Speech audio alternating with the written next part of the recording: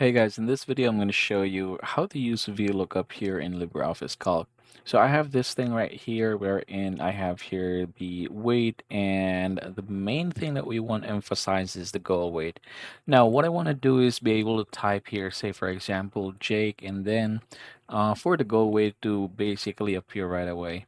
So in order to do that, we're going to use Vlookup, and then I'm just going to go ahead and choose this one here, this particular cell as the search criterion.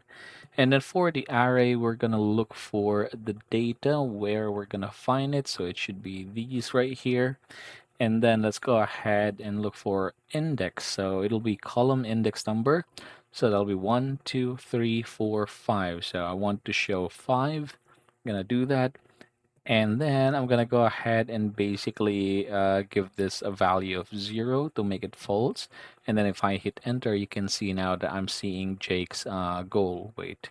And we're gonna try for the other. Say for example, if I enter Judy, you can see that yeah, that makes sense. It shows the same thing. Yeah, basically that's how you're going to use VLOOKUP here in LibreOffice Calc.